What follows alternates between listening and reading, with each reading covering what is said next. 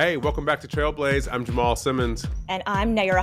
Trailblaze, as you know, is about the America that we are becoming. It's the people, the politics and ideas, everything that's making it happen.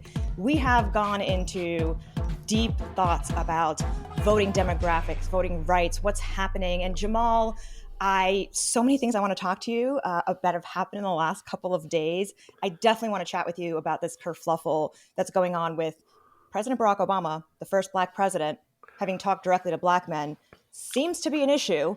I don't know what's on your mind today. Yeah, look, we got to talk about that because I think that is something that is blowing up the interwebs, as they say. So I want to talk about that. I also want to talk about the strange things that are happening out on the campaign trail. You know, one of the things that people have been talking about, which, you know, we can get into all of this. We got to talk about the opportunity agenda for Black men, which is what the vice president put out this week.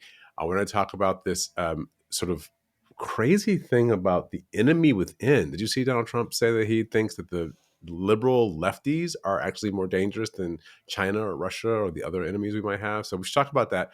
And then lastly, what about this thing with the multimedia campaigns that took place this week where we had Donald Trump on stage jamming out to music? Well, jamming out is kind of overstatement. Okay, so Donald Trump on stage with music. I'm tracking the other topics that you talked about. And I also wanted to get into maybe some boomer bashing. I don't know. We can see because it's democracy messaging. But I did actually miss this about Donald Trump. What did Donald Trump do? If you want a boomer bash, watching Donald Trump on stage trying to dance to YMCA is all you really need for boomer bashing. But he spent about 30 minutes this week on stage at a rally just listening to music like he was at home with his bros. Like, you know, hey guys, what about this jam? Okay, so Donald Trump continues to do rallies. They're rambling. None of his advisors can get him to talk about policy. I think we finally settled that this is no longer an election about policy issues and who's going to deliver the best ideas. There's even this whole thing about they both want a tax credit for childcare, or rather the child tax credit, but which echelon is it going to apply to? I feel like we're beyond that, but I'm not sure we're at that point where dancing on stage is helpful. So like, Donald doesn't know how to dance. What are we talking about? I think it's a little bit of this. I have missed a video. It's the old man lip bite with like a kind of railroad train hand movement. It's kind of a weird thing. But you got to see it. I mean, listen, for those who haven't seen it, I hope you take a look at it. He really just does whatever he feels like in the moment. Whatever he feels like. This is like free flow, free thinking campaigning. And the problem is, like you said, he's not talking to 60 Minutes. He's not talking to any like mainstream media outlet, only doing the conservative media outlets. And then he's on stage supposedly doing a Q&A, and then he transitions from the Q&A with the audience because apparently he thought it was boring. And so he just kicks into some, you know, Ave Maria, because Pavarotti is always a bigger crowd pleaser. Anyway, I would put Pavarotti up there with arugula. Like, actually, no, Pavarotti to me is a little higher than the arugula issue, but right there with windsurfing. Like what? So, okay. All right. So then there's that. We should not be surprised, right? Like we should not be surprised. And it is true that Donald Trump has disappeared in a way that Kamala Harris hasn't. Like she used to get the criticism for not doing mainstream media interviews when they just are doing this blitz of going out to media outlets where people actually are listening to something other than politics and news and are now realizing and connecting what we're experiencing in the election and our systems and connecting that back to real life. So I think going where the voters are is always a smart election turnout strategy. But Trump is not doing that. He's not doing the hard interviews. He's still doing the rallies, I guess, because they feel good. But now it's just another example how it's about him. It's not about a strategy. It's not about a consistent form of leadership. If he wants to stand there and just, hey, you know, forget you all don't need to participate and talk or do anything. Forget about what you all have to say. Let's just stand here and listen to some random ass music. Right. Let's just jam. Sure. So, sure. And so but that's apparently helping with Black voters? Like what? Right. So, but here's the correcting. Well, he's not. Yeah. So here's the connecting thread. So then you have Vice President Harris, who's on stage, who's giving a speech also the same night. She's giving a speech talking to her crowd of voters.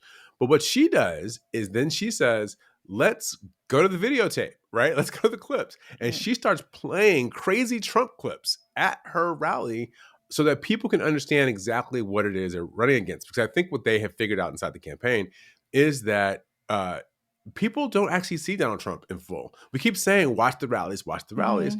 but nobody watches the rallies anymore because they're not really covered on mainstream television. And so only the faithful, the GOP faithful, get it. So Donald Trump can seem sort of rational and normal. And listen, this is where the Trump team is smart. They don't put him on 60 Minutes. They don't put him on Mm-hmm. mainstream TV because they don't want you to actually see and listen to Donald Trump. They don't want you to hear the crazy.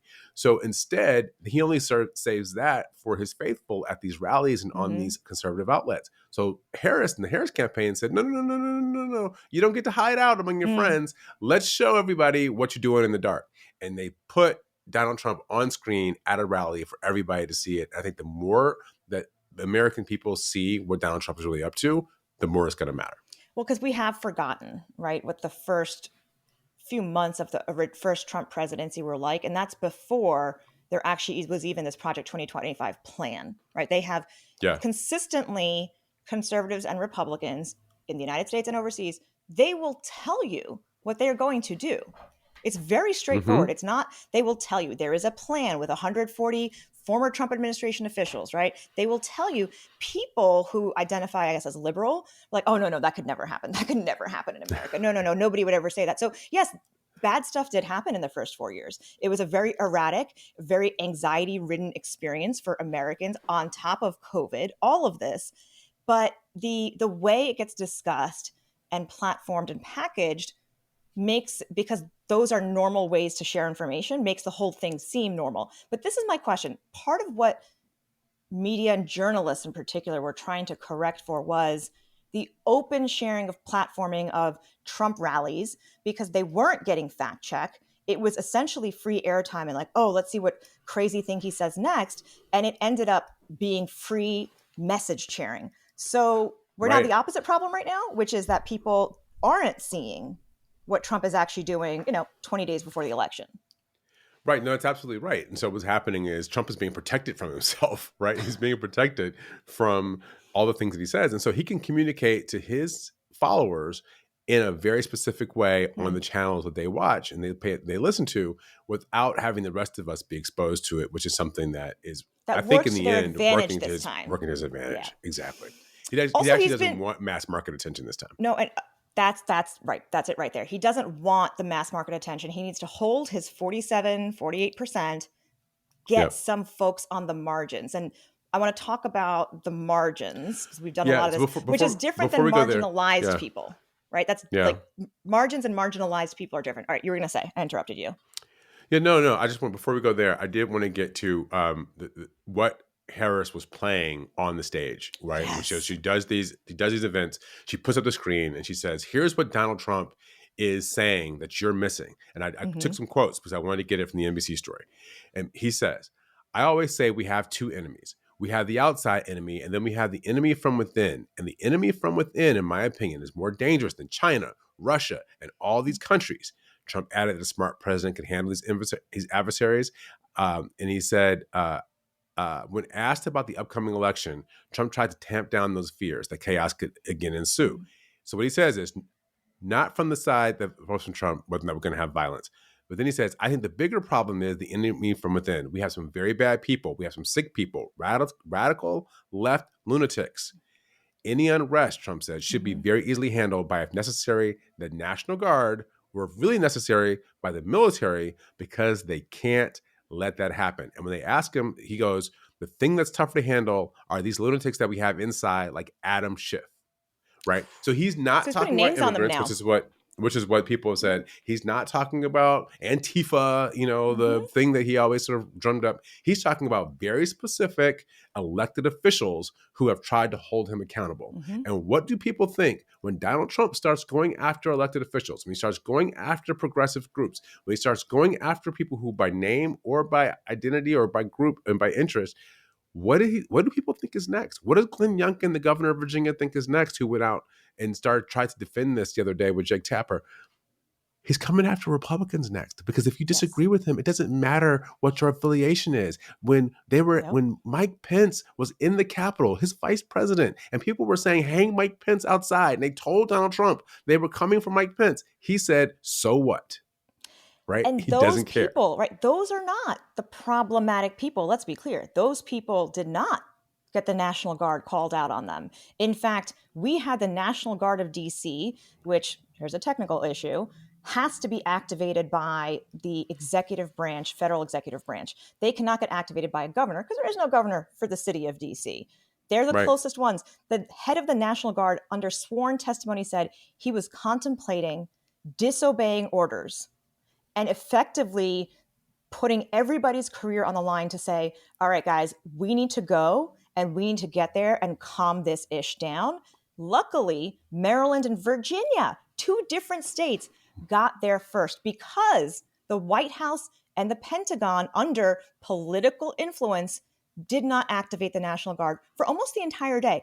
People have forgotten. We had the Well, National I'll tell Guard you what sleeping happened. in the halls of Congress to Yeah, I can tell keep you it what happened because safe. we have a friend who was in the National Guard, the DC National Guard, and I know exactly what happened, which was that they got asked to like basically assemble, right? So not technically called up, but they got asked to assemble. They And be all went to ready. their stations. They all got dressed, right? They all went in battle ready uniform, but they had to just sit there and wait for the order, right? So the idea was once the order happened, they could go like that. Yep. But that's not what, but it didn't happen for a long time. So, which supports your point, which is like they didn't get the federal order. So the DC National Guard was basically sitting on its hands Mm-hmm. while they were rioting and attacking the Capitol, attacking police officers, and defecating, shitting in Mm-hmm. the halls of Congress.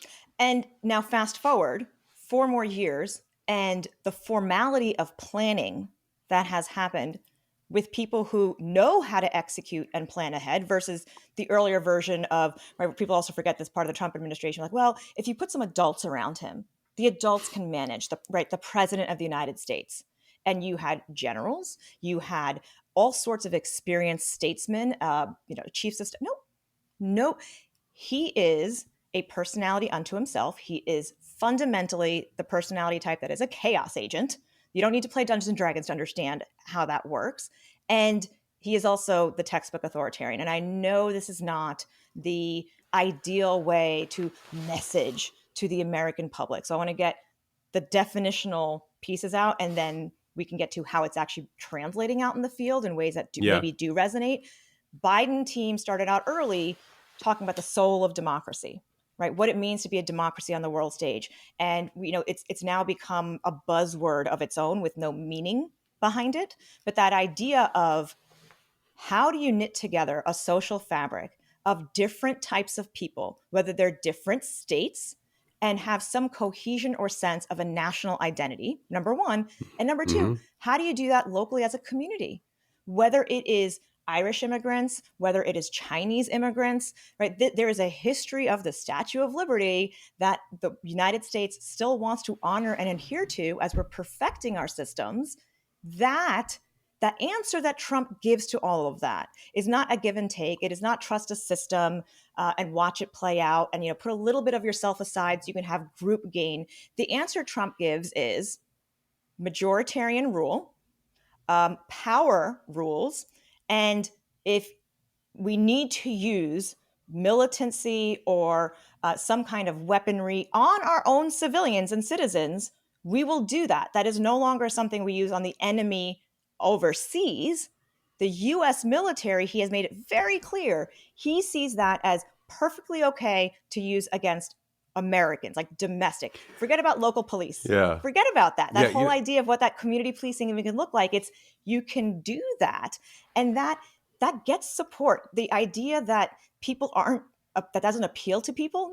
No, of course it appeals to people. It's Well, look, appealed it to all sounds Trumpians. It good. appeals to people all through history. Yeah, it all sounds good in theory, but let me give you this is a very small example Oh. of this, right? But this is like an example I'm thinking about this from last week. I'm talking to the coach of my kids' Little League soccer team, and he is talking about tracking kids' playing time and making sure all the kids get enough playing time, blah, blah, blah, blah, blah, right? Mm-hmm.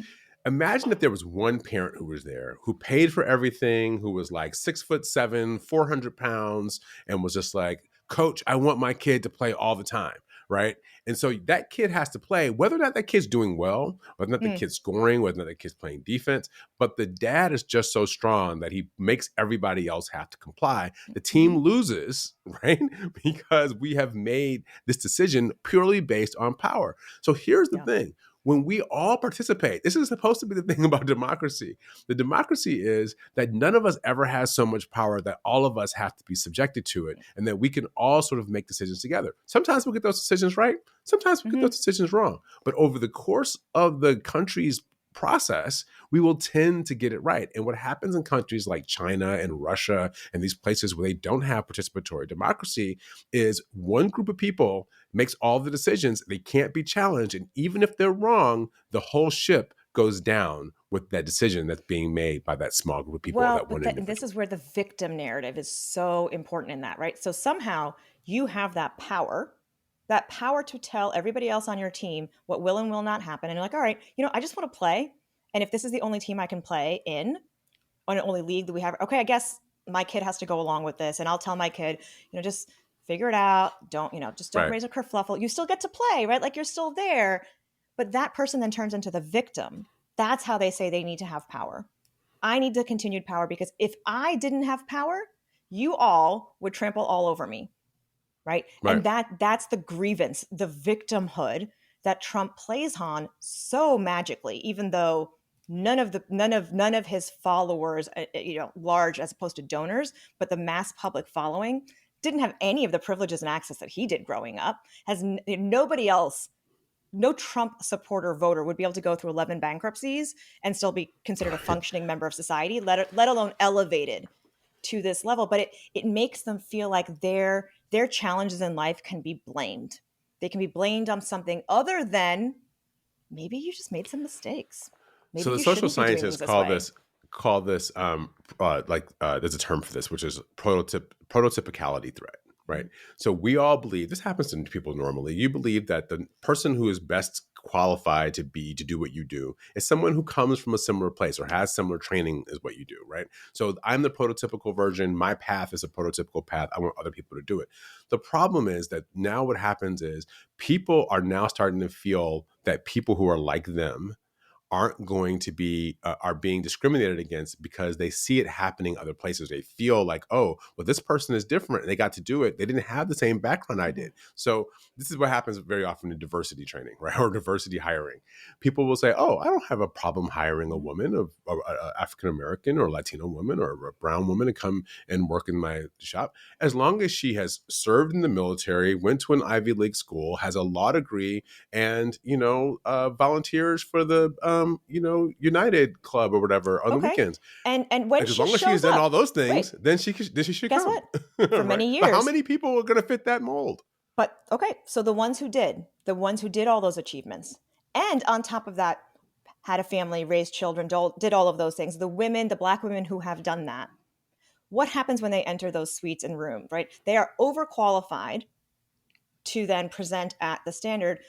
What happens is it gets told, oh, well, then you were just an affirmative action case. Like, you're not really, your credential Oh yeah, isn't totally. really the same thing as what I did.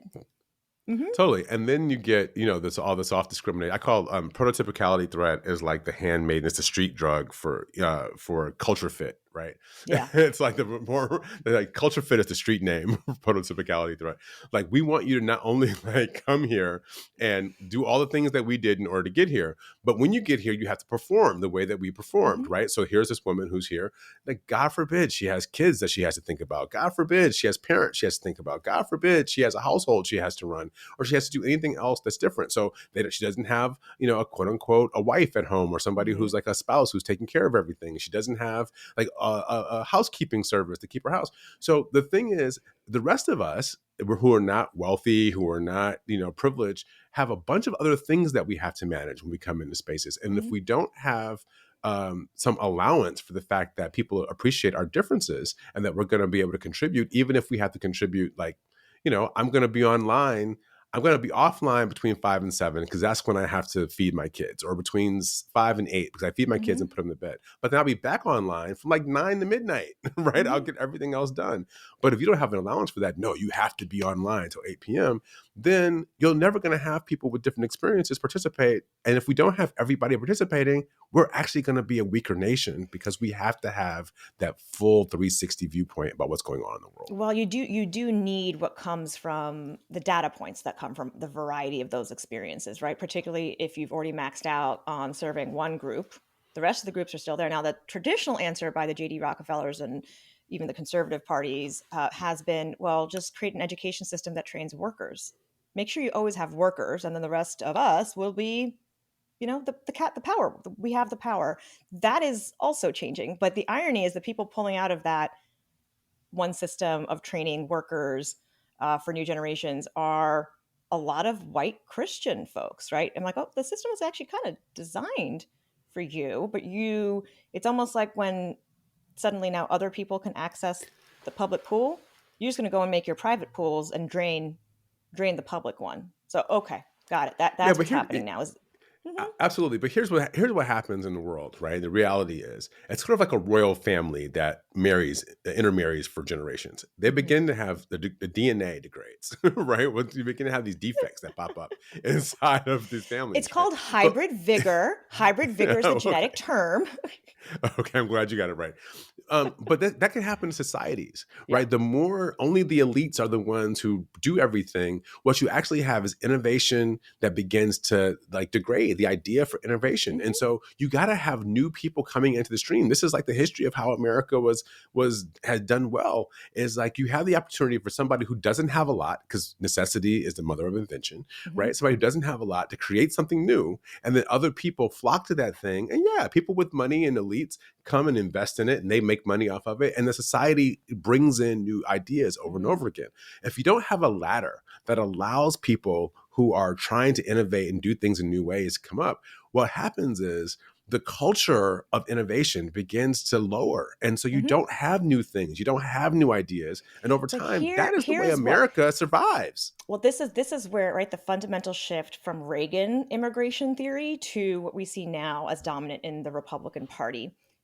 Who are you going to give that ladder to, right? The idea of letting in certain types of people based on preconceived notions of what certain looks or ethnicities and what that can be. And Trump, once again, very clear just last week using, I mean, the New York Times headline was kind of bonkers on this, where they're like, oh, Trump has a proclivity for, genetic discussions. I'm like, no, no, no, no, no. He has a proclivity for eugenics and random Yeah. theories about how intelligence works in white people. That is literally Aryan nation stuff.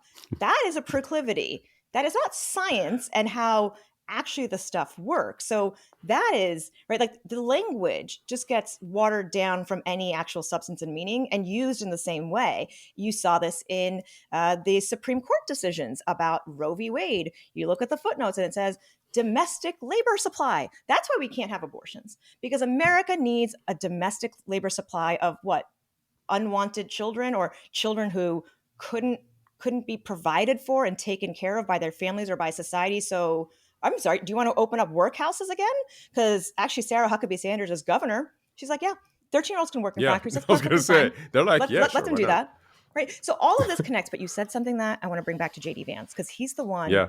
who's Trump's not going away, but at some point he's going to die, right? Like unless he manages to, figure out cryogenics and is here till he's for the next 40 years. But JD Vance made a point of saying he's only 40 years old. I'm 40 years old. Like I'm just getting started.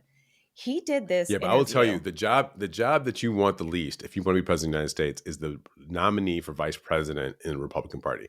There has only been one vice presidential nominee in like the last 100 years who has made it even to be nominated as the candidate of the party. It was George Walker Bush, Herbert Walker Bush, Yep. George Bush the first.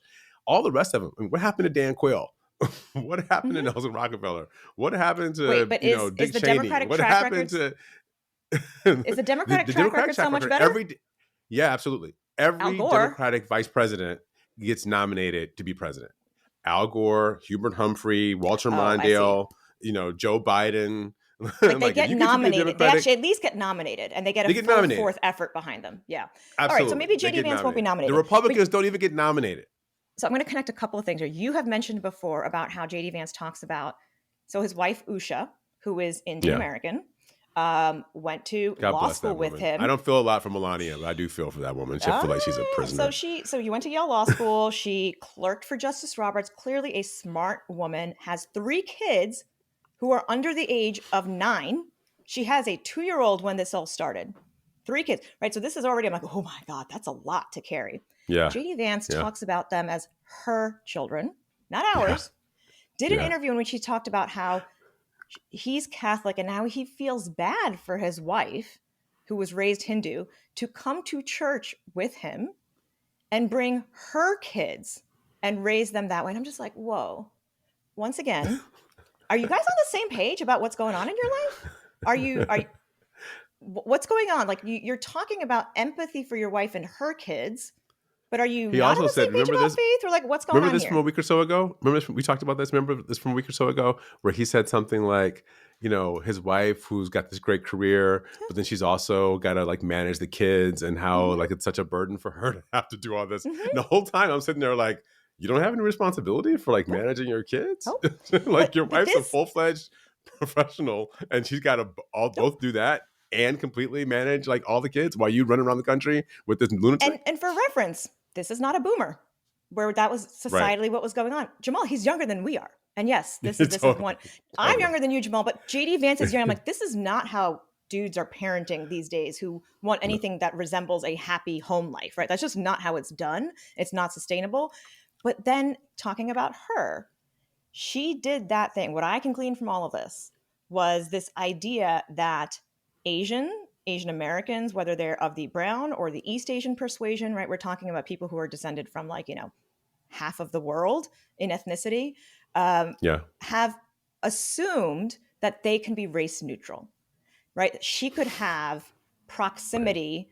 She did, like you said, I checked all the boxes. I did all the right things. I became the hyperachieving superstar, blah, blah, blah, blah, blah. What do people say about her, right? What do the people in her party, especially the religious evangelical folks, what are they saying out loud, right? She's pagan, right? Like this is not a Mm, first lady. This is watering down our bloodline. mm. I'm like, guys, it is. This is not the place. This is not the group that is going to help you advance and grow. You bought into the lies about how to actually be happy and healthy and advance in American society. You were told if you just acted just like the JD Vances of the world, as a minority, man or woman, you could achieve, right? Nothing And I else would gotta get tell in you, your way. here's what I don't understand as a man, and I'm going to be maybe traditionally male here for a minute, and you can push back on me about this. But we do fundamentally we are fundamentally raised to protect our families, to be the people in our households, to make sure that like, if something breaks, try to fix it. If somebody is at the door, you go downstairs and figure out like who it Mm-hmm. is in the middle of the night. What is that bump? I don't understand these guys, Ted Cruz, JD Vance, who sign up with Donald Trump, who Mm. attacks their wives, either in name or in culture, and are willing to pass by that without pumping that guy in the nose. Like, I It's just don't understand how you could sit there mm, every day next to somebody who has disdain for the person who is supposed to be the closest person who is raising with you, your children, who is a part of your family, who you sleep with all the time and every night. Like, I don't understand how you allow that. I mean, listen, keep my spouse's name out of your mouth. It starts with that. Absolutely. Right? Absolutely. It starts with that. But that's Um, not that's why this like masculinity discussion and conversation, I do find it very interesting, even though again, once again, we're talking about men. Maybe it's better that we're talking about black men as a voter as opposed to white men. And I get it. We're talking about the margins right now and not just yeah. marginalized communities writ large. So the margins in recent polling have been showing increasing support among black men for Donald Trump. As we've talked about together and on this show, there are 3 to 4 percentage points difference. It's within the margin of error of all the polling. Yeah. Generally, pollsters have done a shit job of understanding and polling women, period, writ large, Yeah. right? So there's a lot of variables out there. Especially since Dobbs. Especially Yes, since Dobbs. yes. We've gotten it Oh, I've, wrong I've for the been last 4 gaslit years. on 3 years. television by male posters who are like, no, no, no, no, no, abortion's not a big issue. No, no, no, that's not how women are voting and this and that. I'm like, okay, let's just see what happens at the state level. Yeah, like not a Right. Wait surprise. for it. Just wait for it. Right. Wait for it. The idea though that there is something that is resonating, and when you're looking at the everybody needs, both candidates now need enough of a slice of everything else to be able to get to a winning to a winning calculus in election math. Why is it an issue that the first actual black president, because people love to talk about Bill Clinton as the first black president, which is a conversation for another day. Talking about Margins. like how, Oh, yeah, you're why talking are about how this people only exists in the upset? margins, Why Bill are Clinton. people upset when the person of the community who had the highest leadership status, who was still highly popular in that community, is telling that community how he relates and how he feels about an issue? Like, is that not, granted, everyone saw it. And I kind of love that everybody can now see what used to be exclusively in community conversations. We can all see Yeah. them. And if you're smart, you'll learn from that. I've learned a lot from watching conversations that are happening within other, like, LGBTQ communities. Like, oh, okay, these are the nuances of this. Why is everyone else all upset suddenly about Barack Obama telling black male voters, well, if your problem is misogyny, you need to get over it? Is this, Well, what are you that's hearing not what and what people are are you upset feeling about. of? What are they upset about? That's not what people are upset about. Well, maybe there are some people who are upset about that. What I have heard more of Mm-hmm. is one, don't hold black men to a standard, or don't talk to black men in a way you don't talk to other people, right? So nobody's going to Oh, white Republican women, right, who are not voting for Kamala Harris and saying, cross finger, like, you need to vote for her if you're not voting for her. And remember, Donald Trump said this about people did try that though Jewish with people, not with and Republican how that work women. out. Right, how Fair. that I work mean, out. right, Like, but like yes, like the like nobody really wants to be lectured to. When Nobody Madeline wants to be lectured to. Albright when Madeline Albright said, "Oh, there's a special place in hell for women who don't vote for women," I was like, "Excuse me, really though? Exactly. Like And really?" that's how, like, and Okay. that's how a lot of men felt like maybe we have issues. And some of them might be sexism, but certainly some of them are So it sexism, was like the but some of them public call also out. are Is it other the things. public fact of it and not the? Well, yeah, there's that. The other thing is, I think Van Jones actually did this right. He said, look, Barack Obama for many of us is like our best achieving, like, a Mm-hmm. role model, right? Like, he's the one who's got a great family. He's had a great career. He's branching out in the business. He's innovative. He can play basketball and shoot 3-pointers, right? Yeah. Like, he's like this superhero sort Mm-hmm. of guy. And so when he chastises us, it feels like, or he criticizes us, it Mm. feels like chastising, and especially when he doesn't couple it with what I see about you. Right. I see you working hard. Oh I see yeah. you trying to take care of your family. I see you battling racism every day. I Mm-hmm. see you being nervous when the police pull you over. And for those of you, not for all of you, but for those of you who have a problem that's based in sexism, that's not acceptable. Right. Okay. So that's just a different context where we don't go immediately to the critique. We start off with, you know what? You got a hard row. And I know that.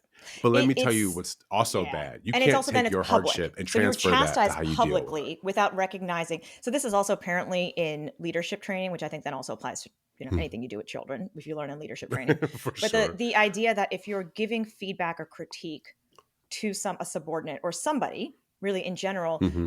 you need the negative outweighs You emotionally hear the the negative louder. positive. Right. Yeah, almost Yeah. Yeah. two to three times louder. And so the trick is for every one negative, you gotta say two to three positive. And it's not how most of us, right, are actually trained coming up. They're like, well, Hey, it just works put in up with it. marriages too. It Right. does actually. That's another conversation. Yeah. I like it. We'll do that Yeah. another night. Right. I Exactly. know. I know. I'm learning. I'm Yeah. learning. I'll tell you. Yeah.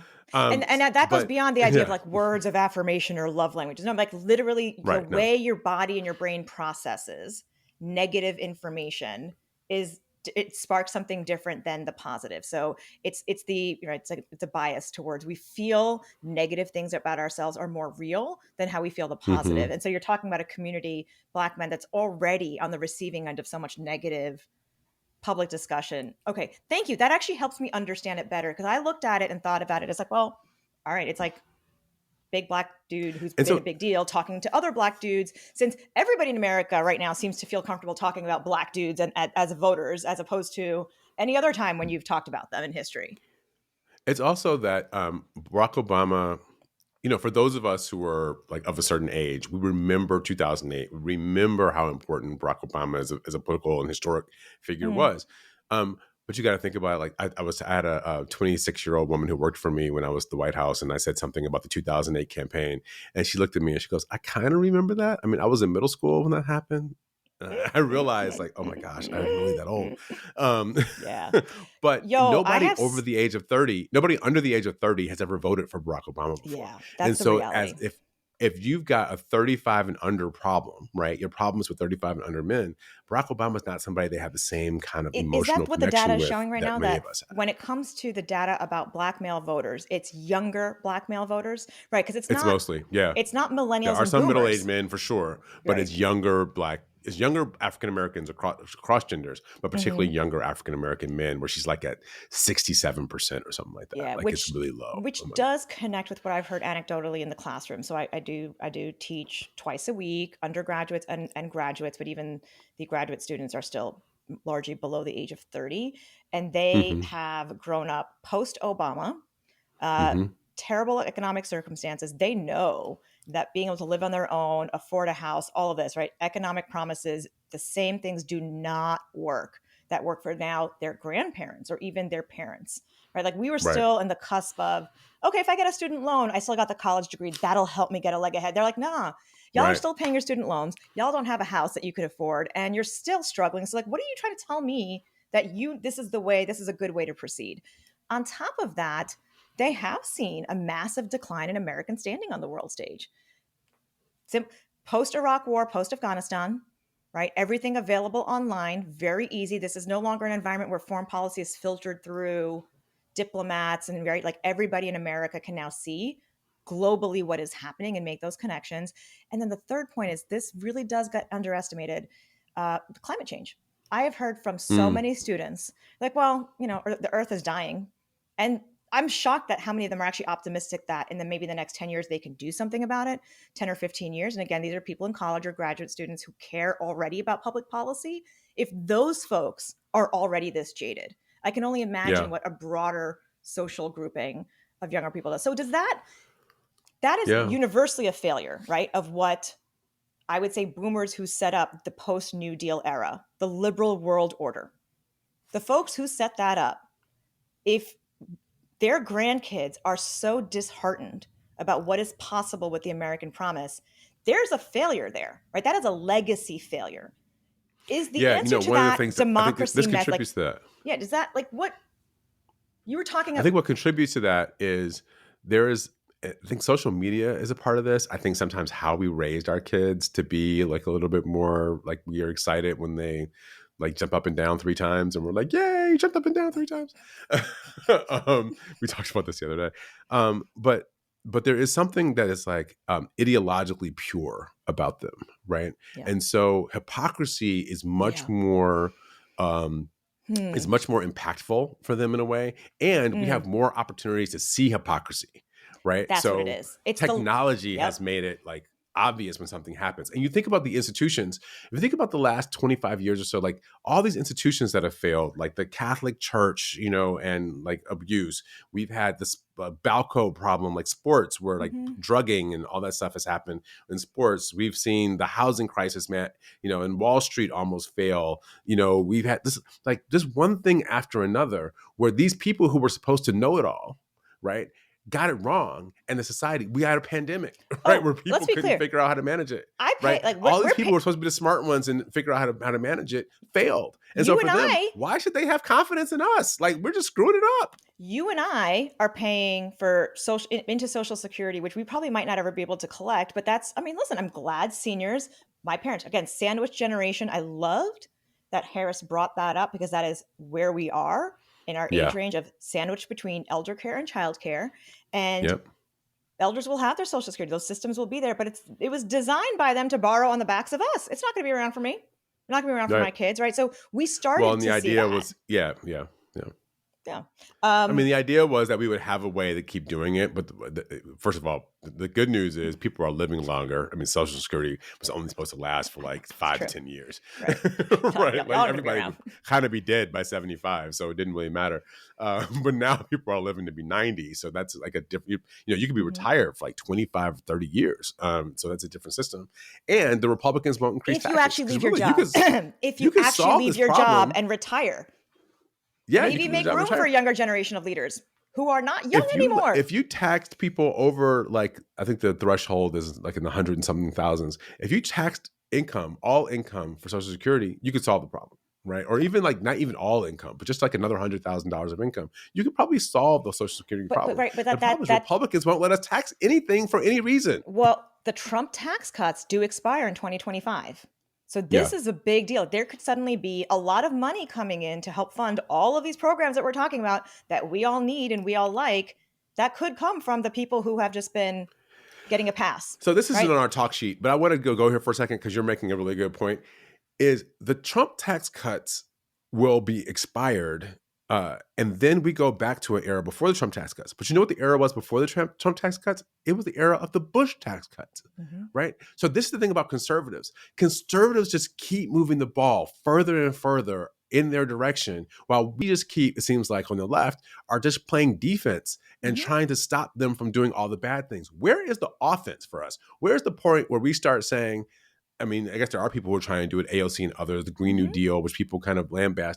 But like, we have to start saying, let's have a vision for what the earth looks like, what the society looks like when we're in charge and our values Mm-hmm. are the predominant ones, not just us playing defense against your aggression against the rest of us. One of my favorite data points about the military industrial complex is the Eisenhower Institute. General Eisenhower, as president, right? Reconstruction after World War II, knitting all the stuff together. The general himself said, this is the military industrial complex. It will get out of hand, right? This is no longer about a lefty liberal thing about being anti-war. It is just a reality of how we have structured our society and where public money goes. And I will tell you, the young people know. I have Right. I have students who identify and registered as Republican who are like, we got to cut the military budget. You would never have heard that 30 years ago. So Yeah. there is the shifting of what's happening, of what is considered right and left. We're living that right now. But I actually really do. I find a lot of hope in the young folks. They, like you said, hypocrisy matters to them. They will call it Yeah. out for what it is, but they do have a set of values, and their starting point of what is considered right and moral for society and how we treat each other is much higher than what we were given. So I'm like, just let them do it.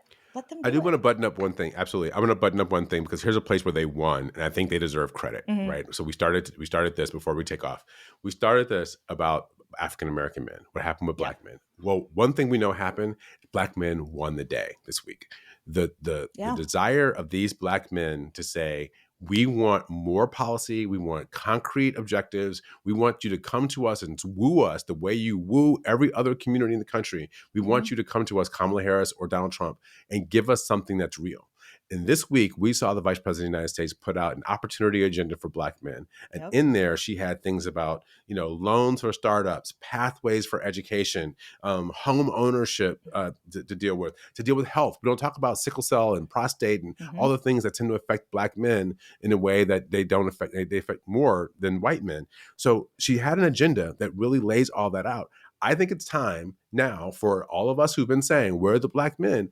Go out there, sell this to these guys, let them know what this agenda is, and then say, you know what, we have got to, you're not going to be taken for granted. And if you stand up and say what you want, somebody will come to you with a real life agenda. And when they support you, it's time for you to support them. Well, Right? this is, You got to but this show is them that if they support you, you support them. And now is that time. I'd rather have that conversation with these guys than have a conversation about what you're supposed to do because everybody told you is what you're supposed to do. fair. Completely get that. But that goes back to where we started, which is when people say, oh, well, what are you going to do for me? Is that really what they're asking for as a policy prescription? It is good to have. You need to have it. You need to be able to pivot to it and point to it and say it. But what they're Yeah. ultimately saying is, I don't feel that you got my back. And Right. how you address the feeling is not with facts. You need Right. those. And that to me is fascinating from every community. It's just like that weird feeling we have. How Donald Trump has managed to give people feelings that they will act on is fascinating. But it It works, right? is. Like that's clearly like he gave different segments and different minority groups the feeling that, ooh, you're right. Maybe some of the people that I've been in community with or I identify with, maybe they don't really have my back, right? And just understand what that whisper in your ear does to you. And I think Yeah. that's the right, trying to combat that is real is the feeling and the emotion part that needs to go with the factual basis. Like, really, but do you really think that guy has your back? We'll see.